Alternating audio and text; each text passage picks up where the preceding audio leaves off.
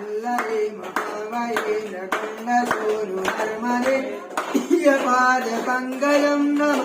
देवि नर्मदे गतं तदैव देवय परमवीक्षितं यदा नकुण्डसूनुपानकासुरारि देवि सर्वदा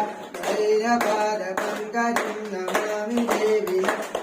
नमामि देवि नर्मदे नमामि मातु नर्मदे पुनर्लक्षलक्षवापलक्षणं लक्षणेन तेरलेन लक्षपूजितं विपर्गमादि सर्वदे त्वदीयपादपङ्कजं नमामि देव्यै सर्वत्वहारणाचेत तस्य भातृषट्पदे परं गरीयमानकेषु नारदादि तत्पदे अविन्दरन्तु देवदेवराय कर्म कर्मदे गरीयमानपङ्कजक्षसारसायुधं तपस्तु देवदन्तो दन्तो मुक्ति मुक्तिरामेषु